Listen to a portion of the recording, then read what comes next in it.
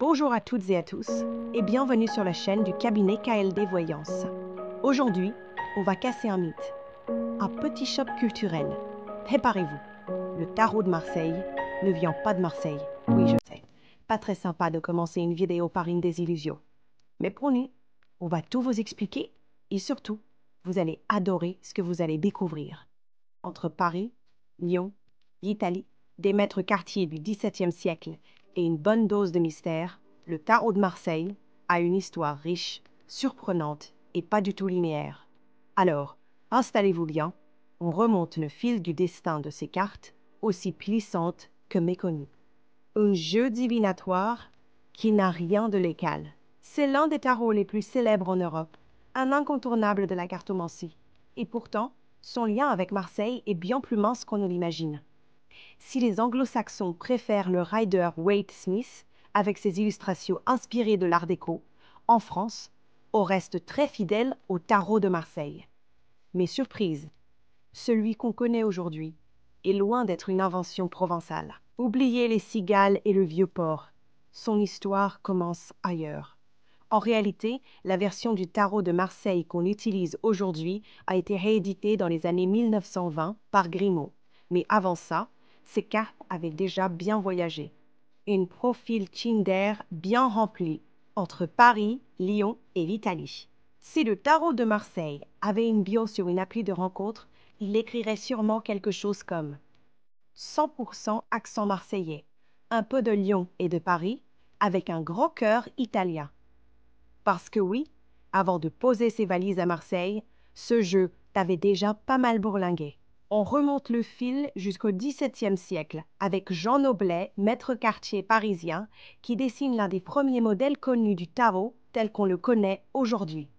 Un jeu encore marqué par l'imaginaire médiéval et qui, même s'il porte aujourd'hui le nom de Marseille, est né bien loin des bords de la Méditerranée. Mais Noblet n'était pas seul. À la même époque, Lyon est aussi un grand centre de production de cartes à jouer. De nombreux maîtres quartiers y travaillent et perfectionnent peu à peu l'iconographie du tarot. Ils ajoutent des détails, peaufinent les symboles, enrichissent les illustrations. C'est ce travail collectif, nourri d'influences croisées, qui donnera peu à peu l'esthétique symbolique qu'on associe aujourd'hui au tarot de Marseille. Conclusion, ce tarot est un peu lyonnais, un peu parisien, et même, on peut le dire, vagabond dans l'âme. Et d'ailleurs, si vous voulez faire un tirage avec lui, on propose un tirage du tarot de Marseille gratuit sur notre site web. Le lien est en description. Et un cœur italien qui bat sous les cartes. Et l'Italie, dans tout ça, elle est au tout début de l'histoire.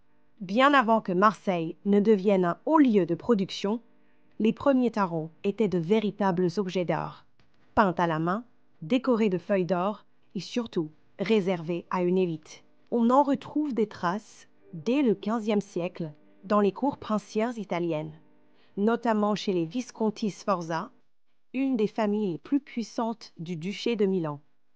Leur tarot est somptueux, riche en symboles, riche en matière, riche en sens. Ce n'est pas un simple jeu, c'est un outil de prestige, de représentation et mène des réflexions spirituelles. Mais l'influence italienne ne s'arrête pas au salon doré de la noblesse. Les communautés tziganes, grandes voyageuses, jouent aussi un rôle majeur dans la diffusion et la transformation du tarot. Pour elles, ces cartes sont bien plus qu'un passe-temps. Elles deviennent un langage, un outil de transmission, un moyen de lire les signes, de comprendre le monde et surtout de raconter. Et ce n'est pas un hasard. Le tarot de Marseille, avec son langage symbolique universel, a su traverser les siècles et les frontières. D'Italie à la France, de Paris à Lyon, avant de poser ses valises à Marseille, le tarot a suivi un chemin long et sinueux, nourri de multiples influences. Son nom, au fond, est presque un malentendu. Il ne vient pas d'un seul endroit, mais bien de plusieurs cultures entremêlées. Et c'est peut-être là que réside toute sa force. Mais alors, pourquoi de Marseille? Alors du coup, si le tarot est né ailleurs, s'il s'est nourri d'influences italiennes, parisiennes, lyonnaises, pourquoi lui avoir donné le nom de Marseille? En fait, tout est une question de fabrication. et surtout de diffusion. À partir du XVIIe siècle, Marseille devient un vrai carrefour commercial. Et c'est là que les imprimeurs locaux prennent le relais. Ils s'imposent rapidement comme les principaux fabricants de tarots en France. Grâce aux avancées de l'imprimerie et à un savoir-faire local très solide, la production devient plus régulière, plus homogène. Et c'est dans ces ateliers marseillais que le tarot commence à prendre la forme qu'on lui connaît aujourd'hui. Mais attention, il n'y a pas un seul tarot de Marseille, il y en a plusieurs. Chaque artisan y met sa patte. Il modifie parfois les couleurs, les symboles, l'expression des figures. Le tarot reste longtemps un objet vivant, évolutif, influencé par celui ou celle qui le dessine. Ce n'est qu'au XIIIe siècle, avec le retour en force de l'ésotérisme, que le tarot de Marseille va se figer dans une version précise.